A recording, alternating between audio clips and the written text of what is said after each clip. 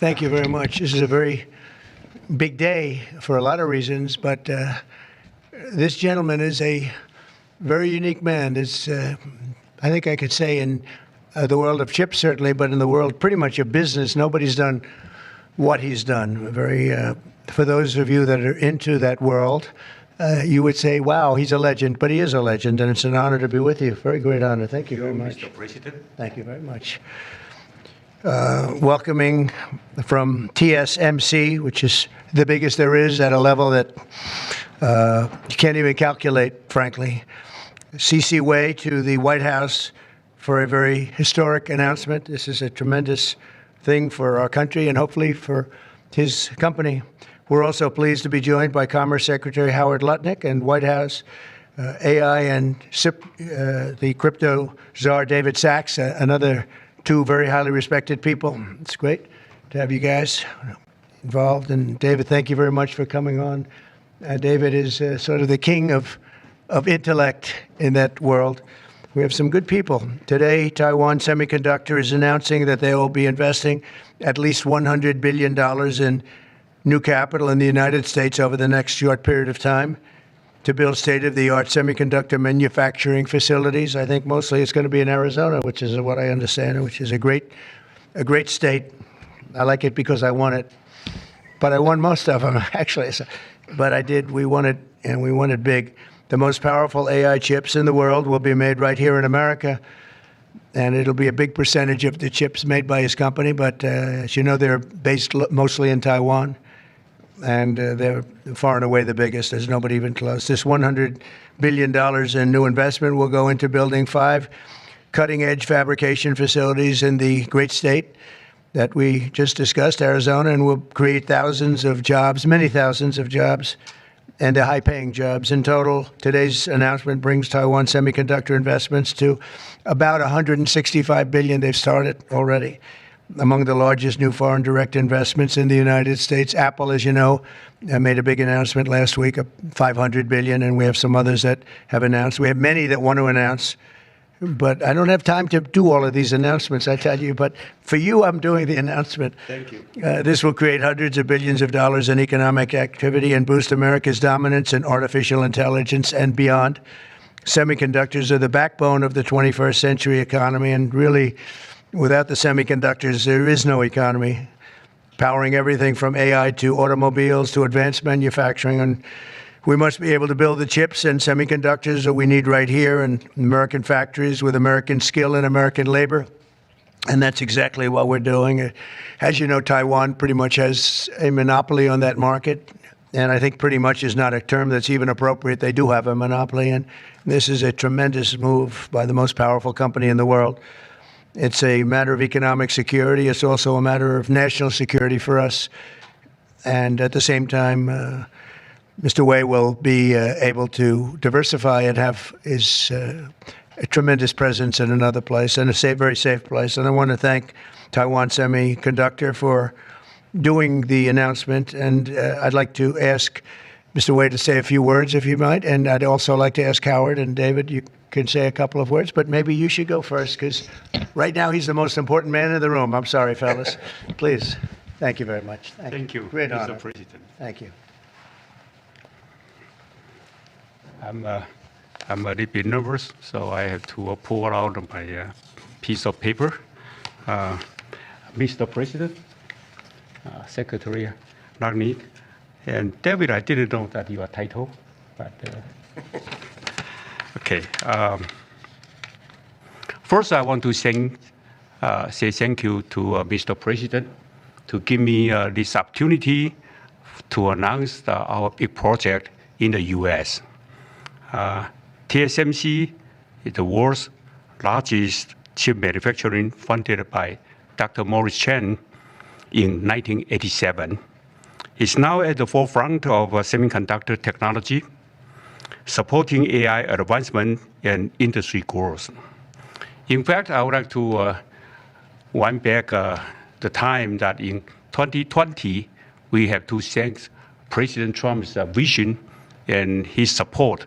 So TSMC start the journey of establishing the advanced chip manufacturing in Arizona. And now, let me proudly say, now the vision become reality. In Phoenix, Arizona, with 3,000 employees, we are producing the most advanced chip made on U.S. soil. With the success of our first fab, so we are now very happy to announce we are going to invest additional $100 billion in addition to our current $65 billion investment in Arizona.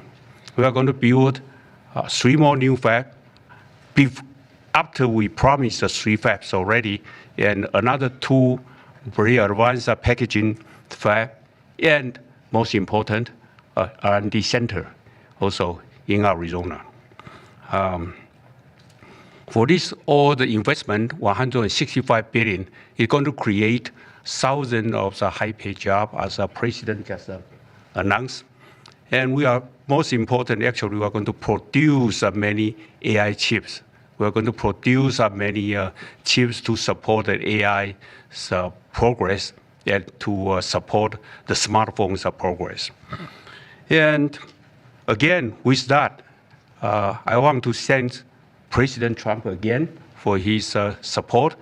In addition, I also want to thank my customers in the U.S., such as Apple, NVIDIA, AMD, Qualcomm, Broadcom.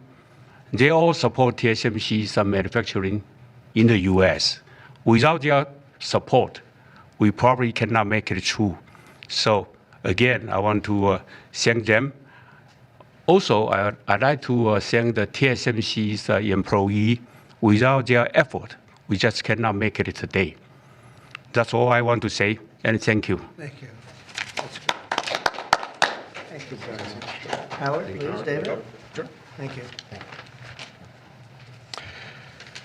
So I'm thrilled to be here today because President Trump has made it a fundamental objective to bring semiconductor chip manufacturing home to America.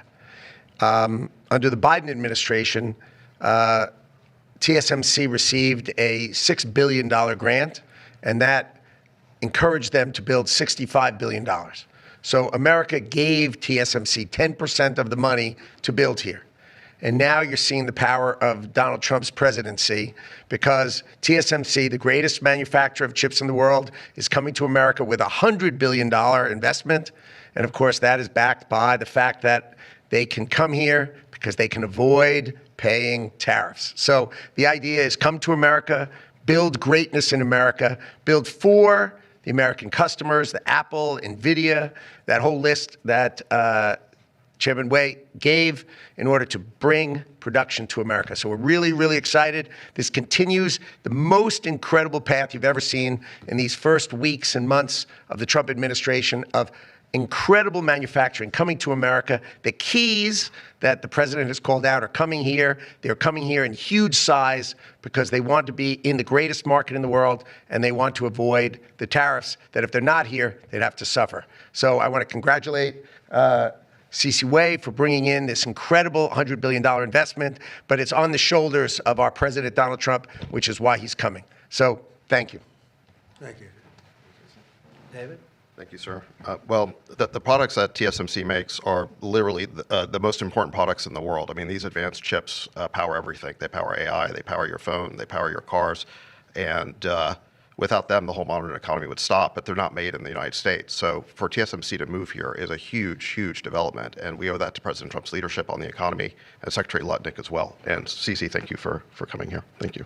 Yeah. Thank you, David.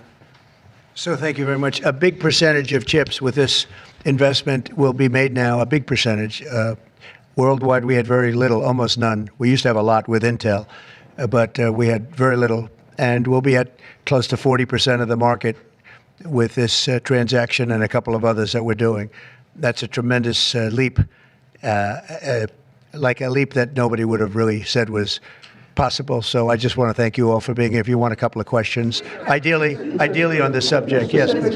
Jobs that will be created. He said you're probably talking about 25,000 jobs, but it'll get bigger and bigger with time. Knowing this gentleman, it'll get bigger and bigger. There'll be no stopping him. Yeah, Brian, go ahead. In addition to the jobs, you talked about national security, and that's one thing I think a lot of Americans don't understand. Explain the national security aspect of this. Well, without the chips and semiconductors, nothing runs today. You can't buy a car without them. You can't get a radio, a television, you can't get anything. And we thought it was very important, obviously business-wise, but we thought even in terms of national security to have this large percentage of the chips, semiconductors, and other things that they make the most important product. And not a product that you can really copy. It takes years and years. You know, on the needle of a pin is total genius. I mean, they can put things, something the size of the needle, the point of a pin, they put information that is just not even believable. So if you would see this, it's just really something. Yes, Brian? One aspect to that, Honda announced they're coming to Indiana because of the tariffs. Once again, that's right. Bringing additional jobs in manufacturing. You want to comment on that as well? Well, Honda's coming, and I told you about Apple that they're going to be starting to build massively here, $500 billion. And we have many other companies going to be announced, but we had many that have already announced. And no, it's going to be great. It's looking really strong. I don't think this country has ever seen anything like we're seeing right now. Now, the tariffs, as you know, will start a week earlier than the reciprocal, which is going to be on a couple of weeks earlier. Reciprocal tariffs start on April 2nd. And I wanted to make it April 1st, but I didn't want to go April Fool's Day because that costs a lot of money, but that one day. But so we're going April 2nd. But very importantly, tomorrow tariffs 25% on Canada and 25% on Mexico, and that'll start. So they're going to have a tariff. So what they have to do is build their car plants, frankly, and other things in the United States, in which case they have no tariffs. In other words, you build, and this is exactly what Mr. Wei is doing, by building here. Otherwise, they'll build, if they did them in Taiwan to send them here, they'll have 25% or 30% or 50% or whatever the number may be someday. It'll go only up. But by doing it here, he has no tariff, so he's way ahead of the game. And I would just say this to people in Canada or Mexico, if they're going to build car plants, the people that are doing them are much better off building here because we have the market. We're the market where they sell the most. And so I think it's going to be very exciting for the automobile companies. Very exciting for, I can think of any, as an example, North Carolina, they had I used to go there to buy furniture for hotels, and it's been wiped out. That business all went to other countries. And now it's all going to come back into North Carolina, the furniture manufacturing business, please. Is the Ukraine minerals deal now dead, or can it be revived? Well, I'll let you know. We're making a speech. You probably heard about it tomorrow night, so I'll let you know tomorrow night. But no, I don't think so. I think it's a great deal for us because, Biden very, very foolishly, stupidly, frankly, gave $300 billion and $350 billion more accurately to a country to fight and to try and do things. And you know what happened? We get nothing. Just gave it. We could have rebuilt our entire U.S. Navy with $350 billion. Think of it, $350 billion. We could have rebuilt our U.S. Navy. So he gave it away as fast as the money could be gone. And what we're doing is getting that all back. And a lot more than that. And what we need, it's very important for this business that we're talking about here with chips and semiconductors and everything else, we need rare earths. And the deal we have is we have the finest rare earths that you can. What do you need to see from President Zelensky to restart these negotiations? Well, I just think he should be more appreciative because this country has stuck with them through thick and thin. We've given them much more than Europe, and Europe should have given more than us, because as you know, that's right there, that's the border. This country really was like the fence on the border. It was very important to Europe, and I'm not knocking Europe. I'm saying that they were a lot smarter than Joe Biden, because Joe Biden didn't have a clue. He just gave money hand over fist, and they should have been able to equalize with us. In other words, if we gave $1, they should have given. Well, we gave $350 billion. They probably gave $100, but on top of it all, they get their money back because they're doing it in the form of a loan, and it's a secured loan. So when I saw that, which I've known about for a little while, I said it's time for us to be smart. At the same time, it's great for them because they get us in the country taking the rare earth, which is going to fuel this big engine, and especially the engine that we've in a very short time created. And we get something, and we're there. We have a presence there. With all of that being said, I want one thing to happen. I want all of those young people to stop being killed. They're being killed by the thousands every single week. Last week, 2,700 were killed. 2,700 young, in this case, just about all young boys from Ukraine and from Russia. And that's not young people from the United States, but it's on a human basis. I want to see it stop. The money is one thing, but the death. And they're losing thousands of soldiers a week. And that's not including the people that get killed every time a town goes down or a missile goes into a town. And I want to see it stop. Yes. Are you considering canceling military aid to Ukraine? And can we get a reaction to what the President just said, that your administration is bringing U.S. worldview in alignment with Moscow's? So this is a deal that should have never happened. This is a deal that would have never happened. And it didn't happen for 4 years. It didn't happen. It was never even close to happening. If I were president, it would not have happened. And October 7th would not have happened in Israel. And inflation wouldn't have happened. And Afghanistan, disastrous, the way they withdrew. Not the fact that they withdrew, but the way they withdrew would have never happened. And we would have had Bagram right now instead of China having it. It was 1 hour away from where China makes their nuclear weapons. We would have kept Bagram, with one of the biggest air bases in the world. All of these things happened, and it's a shame. But it is what it is, and now we're here. I want to see it end fast. I don't want to see this go on for years and years. Now, President Zelensky supposedly made a statement today in AP. I'm not a big fan of AP, so maybe it was an incorrect statement, but he said he thinks the war's going to go on for a long time. And he better not be right about that. That's all I'm saying. For this project, could this minimize the impact of the U.S. with chips should China decide to isolate Taiwan or China decide to take Taiwan? Well, it's a very interesting point. It's a great question, actually, but this would certainly, I can't say minimize. That would be a catastrophic event, obviously, but it will at least give us a position where we have, in this very, very important business, we would have a very big part of it in the United States. So it would have a big impact if something should happen with Taiwan. Russian sanctions. Are you looking at relieving Russian sanctions if there is a peace deal? Well, we're going to make deals with everybody to get this war, including Europe and European nations. And they've acted very well. You know, they're good people. I know most of them are friends of mine. The heads of state, the heads of the various countries, prime ministers from the different. I got four prime ministers and 5 presidents called me over the last 2 days, and they want to work it out. They want to get it worked out. And I think they're also, you know, they're talking money, but the money is less important than the deaths. We're talking thousands of young people a week. And people would say, why do I care about Ukraine, young people? Why do I care about, and not all young, but they're pretty young. You know, Ukraine is running a little bit low, and they're getting older. They're recruiting older people. It's a very, very sad thing that's happening over there, and we want to get it finished. We want to stop the death. On the tariffs, is there any room left for Canada and Mexico to make a deal before midnight? And should we expect those Chinese tariffs, the extra 10%, to take No effect? room left for Mexico or for Canada. No, the tariffs, you know, they're all set. They go into effect tomorrow. Mr. President, just to follow up on my colleague's question. And just so you understand, vast amounts of fentanyl have poured into our country from Mexico. And as you know, also from China, where it goes to Mexico and goes to Canada. And China also had an additional 10, so it's 10 plus 10.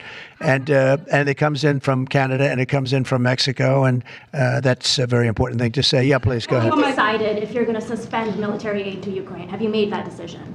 Well, I haven't even talked about that right now. I mean, right now, we'll see what happens. A lot of things are happening right now as we speak. I mean, literally, as we speak, I could give you an answer and go back to my office, the beautiful Oval Office. I could go back into the Oval Office and find out that the answer is obsolete. It's like his business. It's obsolete. You come up with a new chip and it's obsolete about 2 minutes later, right? But that's what's good about his business. That's why he's the only one that's successful in it. But To follow up my colleague's question, from Russia saying that your foreign policy is largely in line with their vision, should that be concerning to Americans? Said what? Should that be concerning to Americans? Read the statement. That Russia says that your administration's foreign policy is, quote, largely in line with their vision. Well, I'll tell you what, I think it takes two to tango, and you're going to have to make a deal with Russia, and you're going to have to make a deal with Ukraine. You're going to have the assent, and you're going to have the consent from the European nations, because I think that's important, and from us. I think everybody has to get into a room, so to speak, and we have to make a deal. And the deal can be made very fast. It should not be that hard a deal to make. It could be made very fast. Now, maybe somebody doesn't want to make a deal. And if somebody doesn't want to make a deal, I think that person won't be around very long. That person will not be listened to very long because I believe that Russia wants to make a deal. I believe certainly the people of Ukraine want to make a deal. They've suffered more than anybody else. We talk about suffering. They've suffered. But if you think about it, under President Bush, they got Georgia, right? Russia got Georgia. Under President Obama, they got a nice big submarine base, a nice big chunk of land where they have their submarines. You know that, right? Crimea. Under President Trump, they got nothing. And under President Biden, they tried to get the whole thing. They tried to get the whole big Ukraine, the whole thing. If I didn't get in here, they would have gotten the whole thing. So I can only say, you can go back to Bush, you can go back to Obama, and go back to Biden. They took a lot. The only one they didn't get, you know what I gave them? I gave them anti-tank missiles. That's what I gave them. I gave them sanctions on Russia. I gave them javelins. You know the javelins? You know when they took out all those tanks? You know the tanks were heading to Kiev by the hundreds, and they were unstoppable. And I gave them javelins. So, you know, I really, Putin is the one that will tell you this has not been so good for them. The fact is that I just want fairness. I want fairness. But think of it. I gave Russia nothing except grief. I gave them nothing. I gave them sanctions and javelins. That's what I gave them. Obama gave them sheets, and you heard that statement before. It's a very famous, Trump gave them javelins and Obama gave them sheets, and then they say how close I am to Russia. And let me tell you, we have to make a deal because there are a lot of people being killed that shouldn't be killed.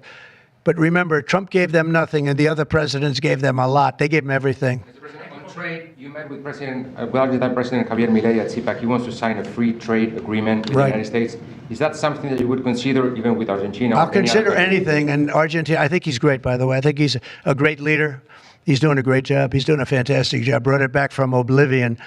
Yeah, we'll look at things. We're looking at the UK with things. It doesn't have to be tariffs, but tariffs are easy.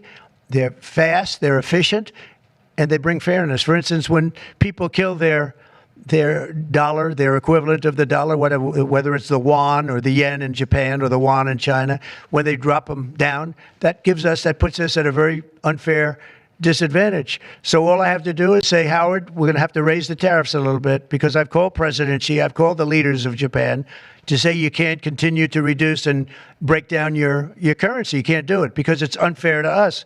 It's very hard for us to make tractors, Caterpillar, here when Japan, China, and other places are killing their currency, meaning driving it down. So all of these things add up. And the way you solve it very easily is with tariffs, because when they do that, instead of having to make phone calls every day like I used to do with certain leaders, President Xi a little bit, a lot of phone calls, talking about the fact that they're lowering their yuan, they're lowering it down, and that makes it very, very hard for us. So this way I just say, look, let them do that, and we make up for it with the tariffs. But will you be speaking with Mexican President Claudia Sheinbaum about yeah, sure, I will. I have a lot of respect for her. Mr. President, tariff takes effect. It'll be 20% on China now. How high are you willing to go against China? Well, I can't say. It depends on what they do with their currency. It depends on what they do in terms of a retaliation with some kind of an economic retaliation, which I don't think they're going to retaliate too much. Hey, look, the United States has been taken advantage of for 40 years. The United States has been a laughingstock for years and years. That's why this gentleman is built in Taiwan instead of building here. It would have been better if he built here. If we had a president that knew what they were doing, and we had a lot of them very bad on trade. Look, I'm a huge fan of Ronald Reagan, but he was bad on trade, very bad on trade. He allowed a lot of people, a lot of businesses to be taken. So I say that with due respect because he was so great on other things, but he was bad on trade. We are setting records right now records like nobody has ever seen before. When you have companies like this coming in, and almost 40% of their company in one signature is going to be devoted to what he does, which is one of the most important businesses in the world. That's an unbelievable thing. When Apple now is going to start building all of their plants here, all because of what we've done in terms of, it's not because he likes me or they like me. They don't probably like me at all. I don't know. I think he likes me a little bit at least. But you know what? It's the incentive we created, or the negative incentive. I mean, it's going to be very costly for people to take advantage of this country. They can't come in and steal our money and steal our jobs and take our factories and take our businesses and expect not to be punished. And they're being punished by tariffs. It's a very powerful weapon that politicians haven't used because they were either dishonest, stupid, or paid off in some other form. And now we're using them. Say it. Have you spoken with President Xi about this? I don't want to tell you that. Thank you very much, everybody. Thank you. Thank you very much. Running for New York City mayor. Will people who don't respond to the emails be fired?